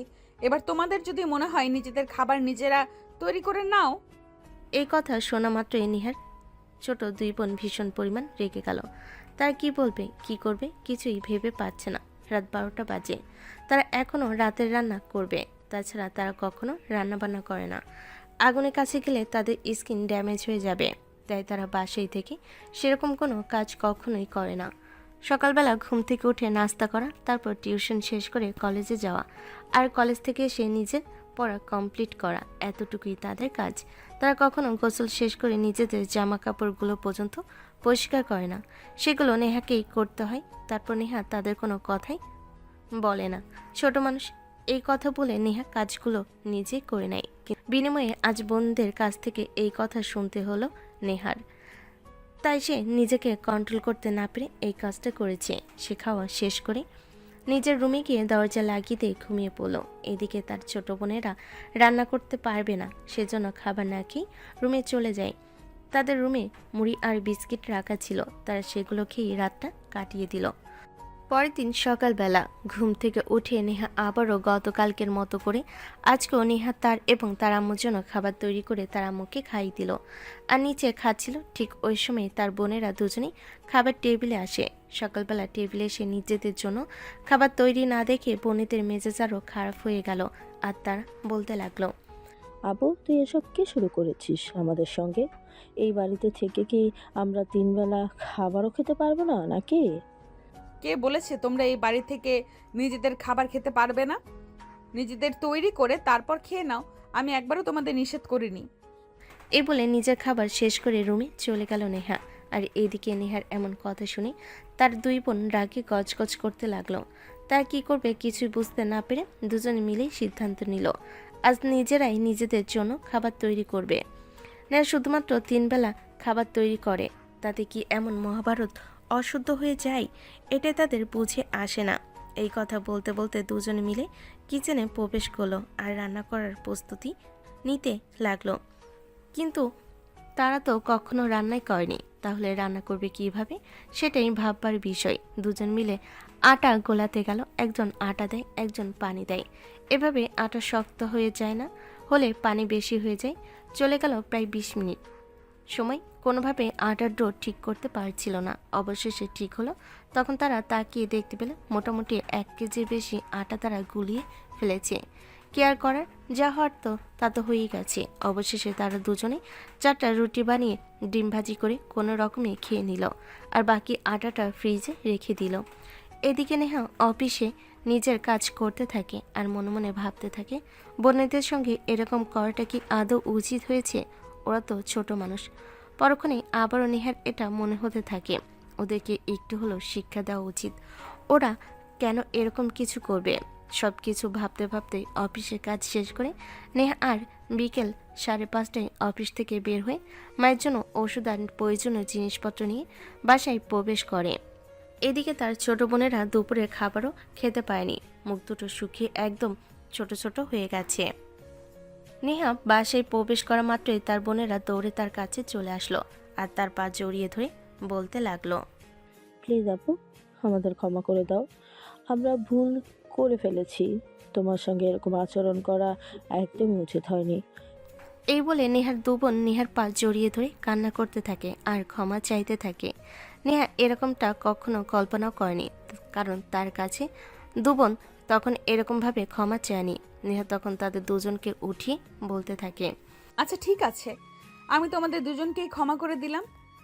তবে হ্যাঁ, একটা কথা মনে রেখো, তোমরা সব শুধু পড়াশোনা ট্রাই করো, আর আমাকে অফিস বাসা দুটোই সামলাতে হয়, এটা মাথায় রেখো। আর হ্যাঁ, আমি যতদিন আছি তোমাদের মাথার উপর একটা কাকপক্ষীকে কেউ আড়াল হতে দেব না। আর যতক্ষণ তোমাদের কোনো ব্যবস্থা না করতে পারছি ততদিন পর্যন্ত আমি নিজের ব্যক্তিগত কোনো চিন্তাও করব না। এইটুকু চিন্তা তোমরা মাথায় রাখতে পারো। এই বলে সে নিজের রুমে চলে গেল। আর তারপর ফ্রেশ হয়ে এসে প্রতিদিনের মতো আবারও কিচেনে ঢুকে সবার জন্য খাবার রান্না করলো। রান্নাবান্না শেষ হলে প্রতিদিনের মতো সবাইকে খাইয়ে তার আম্মুকে খাইয়ে দিয়ে আর তারপর নিজের রুমে চলে গেল ঘুমানোর জন্য। চোখটা লেগে আসছিল, এমন সময় ফোনটা বেজে উঠল। নেহা মোবাইলটা হাতে নিয়ে দেখে নীল তাকে ফোন করেছে। নেহা ফোনটা রিসিভ করলো আর বলতে লাগলো, আসসালামু আলাইকুম, কি অবস্থা, কেমন আছেন আপনি? ওয়ালাইকুম আসসালাম। এই তো আলহামদুলিল্লাহ, আল্লাহর অশেষ রহমতে ভালোই আছি। আপনার কি অবস্থা? আপনি কেমন আছেন? এই তো আলহামদুলিল্লাহ ভালোই আছি। দেখুন, সেদিনের জন্য আমি সত্যিই খুব দুঃখিত। বসের সঙ্গে একটা মিটিং নিয়ে চলে যেতে হয়েছিল, তাই আপনার সাথে দেখা করতে পারিনি। আচ্ছা ঠিক আছে, কোনো ব্যাপার নয়।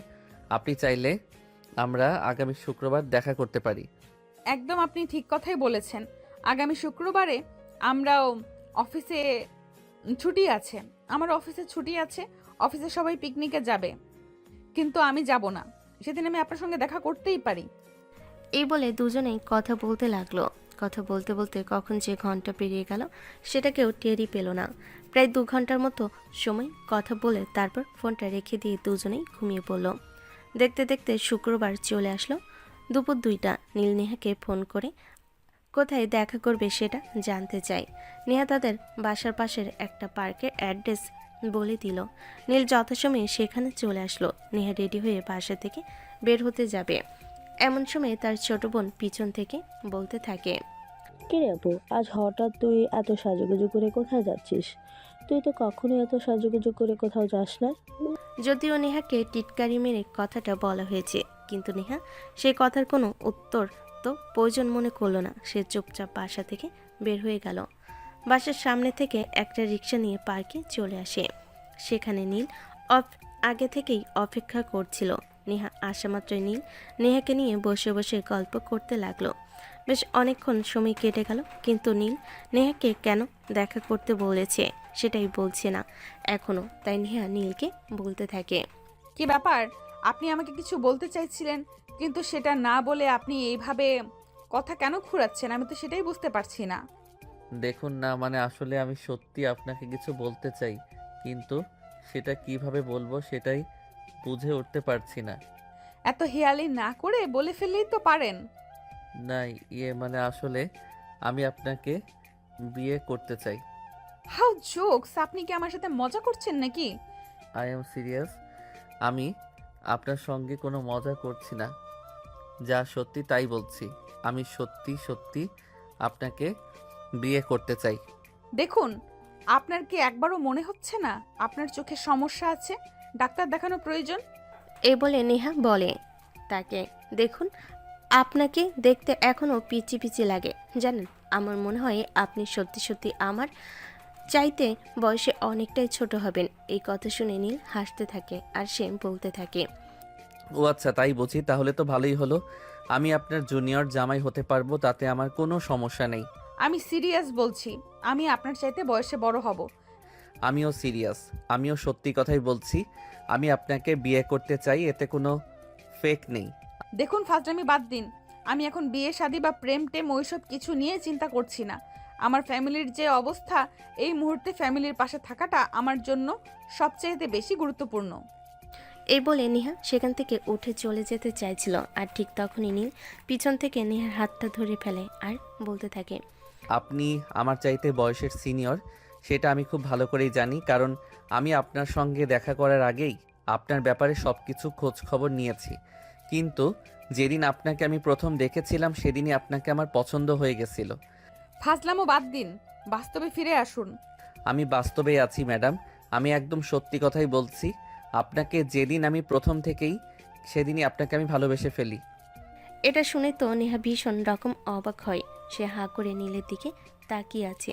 তাকিয়ে নীল কি বলছে আর কি বলতে চাইছে সেটাই বুঝতে পারে না।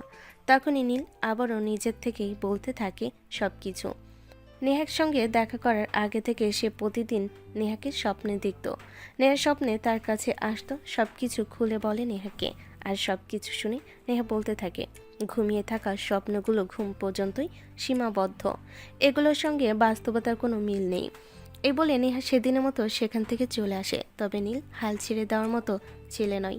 সে নেহার পিছনে আঠার মতো লেগে থাকে। নেহা বারবার তাকে রিজেক্ট করছিল, কিন্তু সে কোনোভাবেই হাল ছেড়ে দিচ্ছিল না। তাই একটাই কথা, ভালোবাসতেই হবে, সেটা আজ না হোক কাল। তাই সে প্রতিদিন নেহাকে ফোন দিতেও খোঁজখবর নিত। অপরদিকে তার মেয়ের বিয়ের প্রেশার দেওয়া ইদানিং যেন আরও বেশি বেড়ে চলেছিল। তাই প্রতিদিনই নীলকে বিয়ের জন্য কথা বলতেন। নীল বরাবরই যখন নেহার কথা বলতো, তখন নীলের মা এক প্রকার বাধ্য হয়ে নেহার সঙ্গে দেখা করতে চাইল।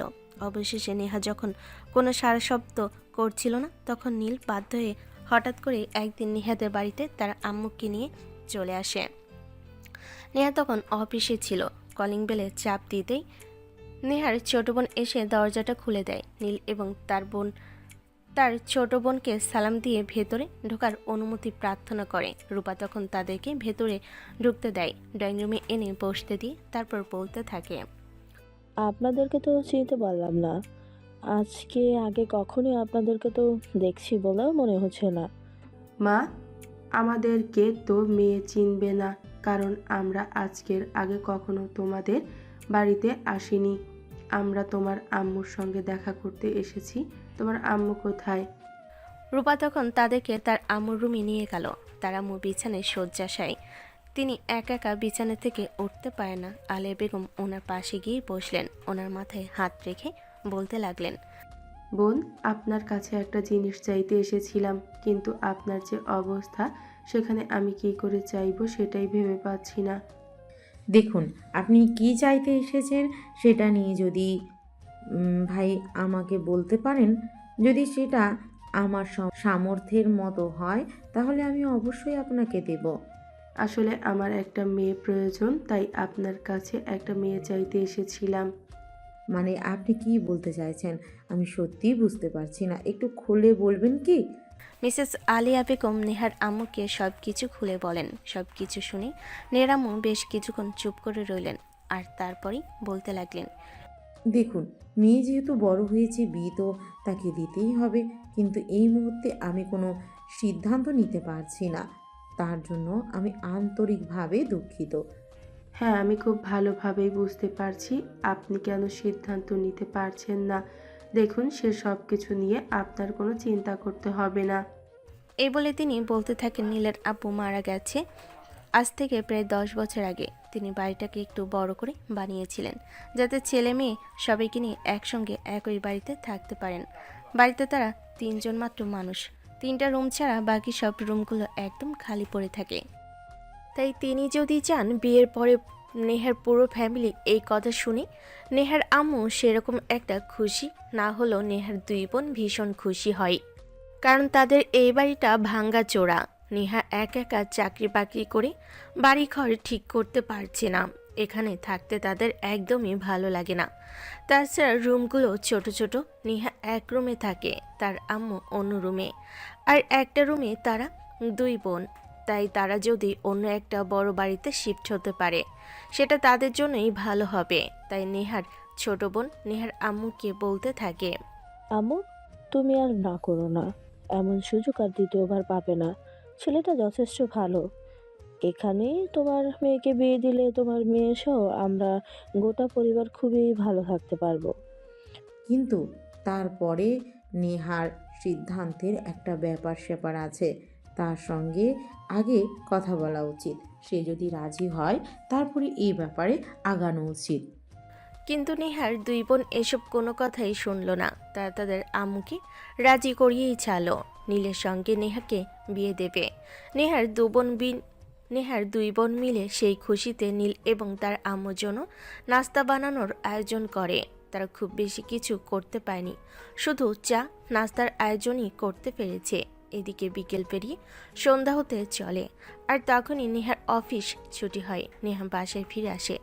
বাসায় এসে দেখতে পাই দরজা খোলা আছে, যেটা দেখে নেহা ভীষণ রকম অবাক হয়, কারণ বাড়িতে তো সবসময় দরজা দেওয়া থাকে। নেহা অবাক মনে বাড়ির ভিতর প্রবেশ করে, আর তখনই দেখতে পাই ড্রয়িং রুমে নীল তার সঙ্গে একজন মধ্যবয়স্কা অপরিচিতা মহিলা বসে আছেন। নেহা চিন্তিত মনে তাদের সামনে এসে দাঁড়ায়। তখনই নীল উঠে দাঁড়িয়ে নেহাকে উদ্দেশ্য করে বলতে থাকে। নেহা, এই হলো আমার আম্মু, তোমার সঙ্গে দেখা করতে এসেছেন। পরিস্থিতি দেখে ভীষণ রকম অবাক হয় নেহা। সে নীলের দিকে তাকিয়ে তখনই পাশ থেকে নীলের আম্মু উঠে এসে নেহার সামনে দাঁড়িয়ে বলতে লাগে। মাশাল্লাহ, আমার ছেলের পছন্দ আছে বলতে হয়। এতদিনে আমার ছেলে একটা কাজের কাজ করেছে। নেহা কোনো কথাই বলে না, চুপচাপ দাঁড়িয়ে দাঁড়িয়ে দেখছে এই সব কিছু কি হচ্ছে। তখনই আবার ওর নীলের আম্মু বলতে থাকে। মা, এত অবাক হওয়ার কিছুই নেই। আমি তোমাকে পুত্রবধূ বানাতে নয়, আমার মেয়ে বানাতে এসেছি। তোমার আম্মুর সঙ্গে আমার সমস্ত ব্যাপারে কথা বলা হয়ে গেছে, উনি এই বিয়েতে রাজি আছেন। তখনই উল্টো এক কথা বলে বসে নেহা। সে বলতে থাকে। তবে আমি রাজি নেই। আমার ঘাড়ে এখন অনেক দায়িত্ব। আমার ছোট বোনদের বিয়ে দিব, তারপর নিজের বিষয় চিন্তা করব। কথা শেষ করার আগে নেহার ছোট বোন বলতে থাকে, এইসব কিছু নিয়ে নেহাকে চিন্তা করতে হবে না। নেহার বিয়েটা হয়ে গেলে তাদের রাস্তা এমনি এমনি ক্লিয়ার হয়ে যাবে। তখনই পাশ থেকে নীল একই কথা বলতে থাকে। নীল নেহাকে উদ্দেশ্য করে বলে, দেখো, সে সব কিছু নিয়ে তোমাকে কোনো চিন্তা করতে হবে না। আমি যখন তোমাকে বিয়ে করব, যখন তুমি আমার ঘরের বউ হবে, তখন তোমার পরিবারের প্রত্যেকটা মানুষের দায়িত্ব আমার উপর চলে আসবে। তখন আমি নিজেই সব কিছু সামলে নিতে পারবো। এসব কিছু নিয়ে তোমাকে আর কোনো চিন্তা করার কোনো প্রয়োজন নেই। আশা করি ব্যাপারটা বুঝতে পেরেছো। কিন্তু আলিয়া বেগমকে আর কোনো কথা বলার সুযোগ দিলেন না। নিজের হাতের আঙ্গুল থেকে একটা আংটি খুলে নেহার হাতে পরিয়ে দিলেন আর বলতে লাগলেন, আমার ছেলের জন্য বুক করে রেখে গেলাম। আগামী শুক্রবারেই এসে আমি আমার এই মেয়েটাকে তার পরিবার সহ আমার বাড়িতে নিয়ে যাব। এই বলে মিসেস আলিয়া বেগম নেহার কপালে একটা চুমু খেলেন। আর তারপরে নীল এবং তার ছোট ভাইকে নিয়ে ও বাড়ি থেকে চলে গেলেন। ওরা চলে যাওয়া মাত্রই নেহা হাত পা ছেড়ে দিয়ে ধপাস করে সোফায় বসে পড়ল। তখনই তার ছোট দুবোন তার পাশে এসে বসে আর তাকে অনেক রিকোয়েস্ট করে বোঝাতে থাকে তারা যেন নেহা এই বিয়েটা করতে রাজি হয়ে যায়। নেহা এই বিয়েটা করে নিলে তাদের জন্য অনেকটাই উপকার হবে। নেহার ছোট দুই বোন তাকে এমনভাবে কথা বলছিল যেন নেহা এই বিয়েটা না করলে তাদের লক্ষ টাকার লোকসান হয়ে যাবে এমনটাই। নেহা তাদের কথার কোনো প্রতি উত্তর না করে তার আম্মুর রুমে চলে গেল। তার আম্মু তখন তাকে একই কথা বলল। নেহা বুঝতে পারছিল না কোনটা তার জন্য ঠিক হবে আর কোনটা ভুল। সবাই যেটা বলছে সেটা করা কি আদৌ উচিত হবে? এসব চিন্তা করতে করতে নেহা নিজের রুমে গিয়ে বিছানায় শুয়ে কিছুক্ষণ বিশ্রাম নিতে থাকে। কিন্তু চিন্তা তার মাথা থেকে কোনোভাবেই নামতে চাইছে না। বারবার তার মাথায় একটা কথাই শুধু ঘুরপাক খেতে থাকে, এই কাজটা করা কি একদমই ঠিক হবে নাকি পুরোটাই অনুচিত?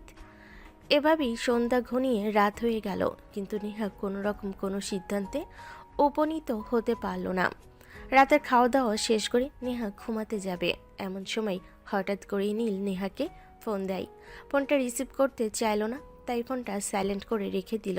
বেশ কয়েকবার রিং হওয়ার পরও নেহা ফোনটা রিসিভ করেনি। নীল মনে মনে ভাবল নেহা হয়তো ঘুমিয়ে পড়েছে, তাই সে আর ফোন দিল না। সে নিজেও ফোন রেখে ঘুমিয়ে পড়ল। প্রতিদিন সকালবেলা যথাসময়ে নিজের কাজ সে অফিসে চলে যায়। নিজের কেবিনে বসে আছে নেহা, কিন্তু বারবার একটা বিষয় তাকে ভীষণ রকমভাবে ভাবায়। সেটা হলো গতকালকের ব্যাপারটা। নেহা নিজের কাজে মন বসাতে পারছিল না। তখনই তার কলিগ দীপা তার কেবিনে আসে। তাকে এভাবে মুখ ভার করে বসে থাকতে দেখে বলতে থাকে, কি ব্যাপার ম্যাডাম, কি হয়েছে আপনার? মন খারাপ নাকি? না, আসলে আমি একটা ব্যাপার নিয়ে চিন্তিত। ইফ ইউ ডোন্ট মাইন্ড, সেটা কি আমি জানতে পারি? নেহা টেবিলের সামনে রাখা চেয়ারে বসতে বসতে কথাটি বলে দীপা। নেহা ও তখন নিজের মনকে হালকা করার জন্য দীপার সঙ্গে সবকিছু খুলে বলল। আসলে নেহা খুবই ভারী মনের একজন মানুষ। সে কখনো কারোর সঙ্গে সেভাবে মন খুলে কথা বলে না। তার জন্য অফিসেও সেরকম ক্লোজ কেউ নেই। তবে দীপা একটু অন্যরকম। দীপা সবার সঙ্গে মিশে, কার মন খারাপ হলে তার মন ভালো করে দেয়। মুহূর্তের মধ্যে তার মধ্যে অন্যরকম কিছু একটা আছে, যার কারণে সে সবার চাইতে আলাদা। তাই তো নেহার কাছে এসে বসে মুহূর্তের মধ্যেই নেহার মনের কথা জেনে নিতে পারল। নেহা সব কিছু দীপাকে খুলে বলে। সব কিছু শুনে দীপা নেহাকে বলতে থাকে, আমার মনে হয় এই বিয়েটা তোমার করে নেওয়া উচিত। তোমার ফ্যামিলিও সেরকম উপকার হবে। আমার ফ্যামিলির জন্য অন্য একটা ফ্যামিলিকে এভাবে প্রেশার ক্রিয়েট করাটা কি ঠিক হবে? আরে এখানে তুমি কোথায় প্রেসার ক্রিয়েট করছো? তারা তো নিজের ইচ্ছাই তোমার ফ্যামিলির দায়িত্ব নিতে চাইছে। তাহলে তুমি কেন এটা মেনে নিতে পারছো না? এটা মেনে নাও, তোমার এবং তোমার ফ্যামিলির উভয়ের জন্যই খুব ভালো হবে এটা। এ বলে দীপা নেহার সঙ্গে আরও বেশ কিছুক্ষণ গল্পগুজব করে দুজনেই গল্পগুজব করতে করতে প্রায় ঘণ্টাখানেক সময় কেটে গেল। তারপরে দীপা নেহার কাছ থেকে বিদায় নিয়ে সেখান থেকে নিজের কেবিনে চলে গেল আর নিজের কাজ করতে লাগলো। নেহাও নিজের কাজে মনোযোগ দেয়। এভাবে চলতে থাকে সময়। এদিকে নীল আর তার আম্মু মিলে বিয়ের জন্য প্রস্তুতি নিতে থাকে। নীলের আম্মু বড় ছেলের বিয়ে বলে কথা। এই প্রথমবার তাদের বাড়িতে বিয়ের কোনো অনুষ্ঠান হতে চলেছে। তাদের আনন্দটাই অন্যরকম। অপরদিকে নিহানও কোনো কিছুতে কম যায় না। তার একমাত্র বড় ভাইয়ের বিয়ে বলে কথা। একে তো একটা ভাবি পেতে চলেছে, সেই সঙ্গে দুইটা বিয়ান। তাদের সঙ্গে আনন্দ উল্লাস করে একসঙ্গে কি সুন্দর সময় কাটাবে, এটা ভেবেই কুল পায় না নিহান।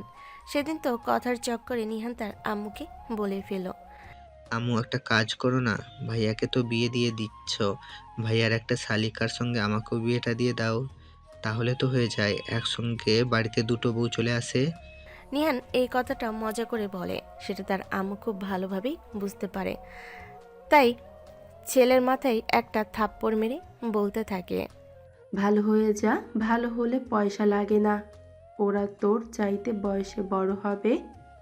ওমা, তুমি আমার বেলায় বসে বড় হবে সেটা ভাবছো, কিন্তু ভাই আর বউ তো ভাইয়ার চাইতে বয়সে বড় হবে সেটা আবার ভাবছো না? ভাবির ছোট বোনের সঙ্গে যদি ভাইকে বিয়ে দিতে তাহলে খুব ভালো মানাতো। আলিয়া বেগম খুব ভালোভাবেই বুঝতে পারেন নিহান কি বলতে চাইছে। তাই তিনি নিহানের কথাকে কোনো পাত্তা না দিয়ে সেখান থেকে সরে গেলেন। কারণ ওনার কাছে ছেলের ভালো থাকা এবং ভালোবাসাটাই সবচাইতে আগে। কে বয়সে বড় আর কে বয়সে ছোট, সে সব কিছু চিন্তা করার সময় ওনার নেই। উনি চাইলেই পারতেন এই বিয়ের প্রসঙ্গটা পাল্টে দিতে, কিন্তু তিনি সব কিছুর ঊর্ধ্বে। সবসময় চান নিজের ছেলে ভালো থাকুক ওনার কাছে।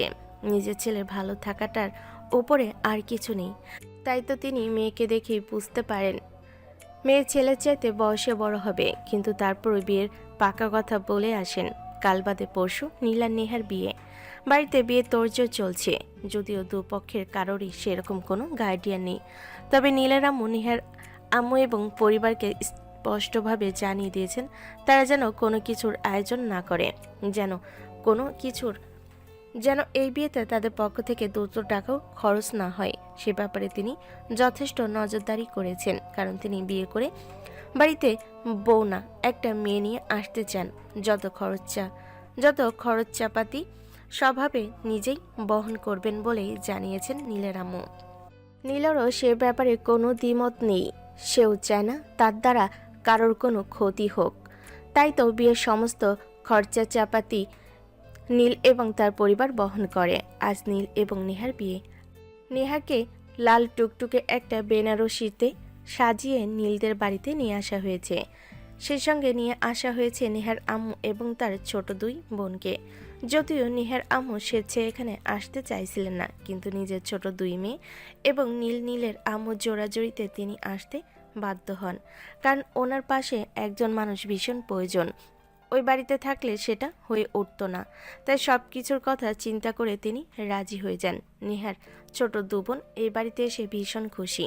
অনেক বড় একটা বাড়ি, বিশাল ছাদ, বাড়ির সামনে মোটামুটি বড় সাইজের একটা বাগান, সব মিলিয়ে অন্যরকম একটা সুন্দর এই বাড়িটা।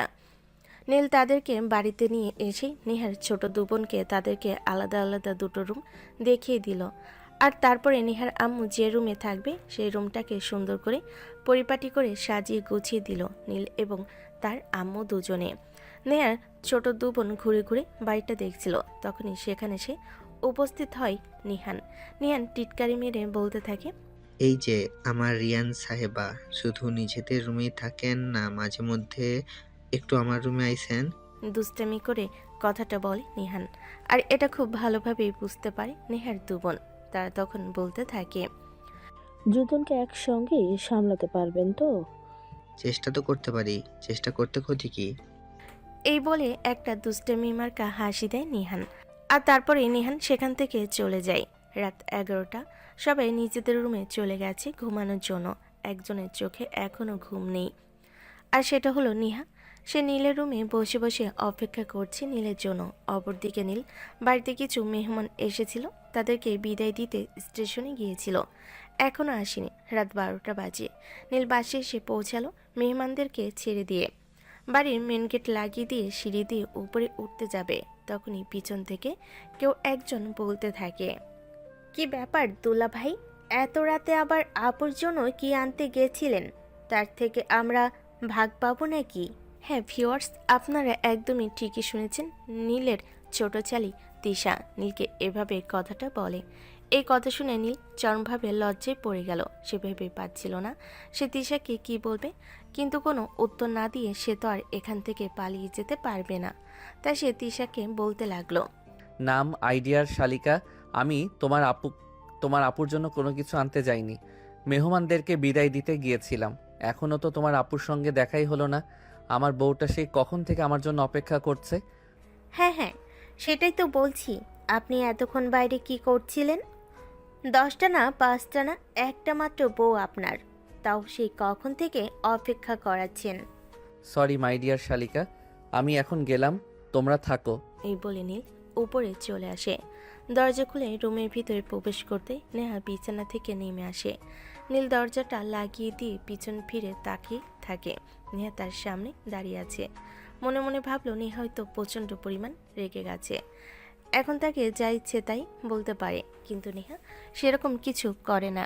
শান্তভাবে সে নীলের সামনে মাথা নিচু করে বসে পা ছুঁয়ে সালাম করলো, আর তারপরেই বলতে লাগলো, যাও ফ্রেশ হয়ে অজু করে আসো, দুজনে একসঙ্গে 2 রাকাত নফল নামাজ আদায় করব। নীল তখন নেহার কোনো কথার উত্তর না দিয়ে চুপচাপ ওয়াশরুমে চলে গেল। তারপর ফ্রেশ হয়ে এসে আলমারি থেকে 2টো জায়নামাজ বের করে নামাজে দাঁড়িয়ে গেল। নামাজ শেষ হলে নেহা নীলকে উদ্দেশ্য করে বলতে থাকে, আমি তোমাকে কিছু বলতে চাই। হ্যাঁ অবশ্যই, কেন নয় বলো। তুমি কি বলবে? তুমি যা বলবে আমি সব কিছু মুখ বন্ধ করে শুনে নেব। দেখো আসলে আমি জানি প্রত্যেকটা ছেলে মেয়েরই স্বপ্ন থাকে বিয়ের পর বাসর করবে, কিন্তু আমি তোমাকে সেটা করতে দিতে চাই না এখনই। নেহার কাছ থেকে এরকম কথা শুনবে এরকম প্রস্তুতি নীল কখনোই ছিল না। তাই সে ভীষণ রকম অবাক হয়ে বলতে থাকে, হ্যাঁ সেটা না হয় বুঝলাম, কিন্তু কেন মানে এর পেছনে কারণ কি? সেরকম কোনো কারণ নেই, তবে দেখো আমি এখনই এইসব কিছুর জন্য মানসিকভাবে প্রিপেয়ার্ড নই। আমাকে সব কিছুর জন্য স্বাভাবিক হয়ে আসতে একটু সময় দিতে হবে। সবাই না হয় বাসর রাতে রোম্যান্স করে, সময় কাটায়, আমরা না হয় একটু অন্যভাবে আজকের রাতটা কাটিয়ে দিলাম। কিছুক্ষণ চুপ করে থাকে নীল, আর তারপরে নেহাকে বলতে থাকে, ঠিক আছে, কোনো সমস্যা নেই, তুমি যেমনটা চাও সেরকমই হবে। চলো বেলকনিতে যাওয়া যাক। তুমি চাঁদ দেখতে পছন্দ করো তো? নেহা মাথা নাড়িয়ে হ্যাঁ সূচক সম্মতি জানায়। নীল নেহাকে বেলকনিতে নিয়ে এসে কিছুক্ষণ পরেই হঠাৎ করে নীল নেহাকে বেলকনিতে রেখে কোথায় যেন একটা চলে গেল। তারপর প্রায় 20 মিনিট পর ফিরে আসে। নেহা তো ভয় পেয়ে গেছিল, না জানি কি হয়ে গেল। 20 মিনিট পরে নীল 2টো কফির মগ হাতে নিয়ে ফিরে আসে। নেহা ভীষণ রকম অবাক হয় আর বলতে থাকে, এতক্ষণ তুমি কোথায় ছিলে আর এগুলো কোথা থেকে নিয়ে এসেছো? তুমি তো কফি ভীষণ রকম পছন্দ করো, আর আমিও সেজন্যই দুজনের জন্য গরম গরম 2 কাপ কফি বানিয়ে নিয়ে আসলাম। এখন এখানে বসে গল্প করব আর কফি খাবো। দারুণ হবে না ব্যাপারটা? নেহা মুচকি হাসি দিয়ে নীলের হাত থেকে কফির মগটা নেয়, আর তারপরেই দুজনে বেলকনিতে রাখা দোলনাটায় বসে দোল খেতে খেতে গল্প করতে থাকে। কিছুক্ষণের মধ্যেই কফি শেষ হয়ে গেল। নীল মগ 2টো বেলকনির একপাশে রেখে দিল। নেহার মাথায় হাত বুলিয়ে দিয়ে বলতে লাগলো, সত্যি তোমার আইডিয়াটা দারুণ ছিল। আমরা না হয় ইতিহাসের পাতায় নতুন কিছু সৃষ্টি করলাম। বাসর রাতে সারা রাত বেলকনিতে বসে চাঁদ দেখে গল্প করে কাটিয়ে দিলাম। হ্যাঁ, তবে তোমার কাছে আমি আরো একবার ক্ষমা চেয়ে নিচ্ছি, তোমার ইচ্ছা পূরণ করতে পারলাম না হয়তো। তখনই নীল নেহার মাথাটা নিজের বুকের সঙ্গে শক্ত করে চেপে ধরে বলতে থাকে, এসব কোনো ব্যাপার না, ভালোবাসা আর ভালো থাকাটাই সবার আগে। সব পুরুষের কাছে ভালোবাসা আর ভালো থাকা মানে শুধু শরীর নয়, অন্য কিছু হতে পারে। আমি যদি আর 5টা পুরুষের থেকে নিজেকে তোমার কাছে আলাদাভাবে প্রেজেন্ট করতে নাই পারলাম, তাহলে আমি কিসের শখের পুরুষ হতে পারলাম বলো? তুমি সত্যিই অন্যরকম, আর 5টা পুরুষের থেকে সত্যিই আলাদা। এই বলে নেহা নিচেও নীলকে শক্ত করে জড়িয়ে ধরে, আর তার বুকে মাথা রেখে একটা রঙিন জীবনের স্বপ্ন দেখতে থাকে। সুপ্রিয় ভিউয়ার্স, আজকের গল্পটা আপনাদের কাছে কেমন লেগেছে ছোট্ট একটা কমেন্ট করে জানাবেন। ভালো লাগলে লাইক কমেন্ট অ্যান্ড শেয়ার করে পাশে থাকবেন। এতক্ষণ সাথে থাকার জন্য ধন্যবাদ। ভালো থাকবেন, সুস্থ থাকবেন। আল্লাহ হাফেজ।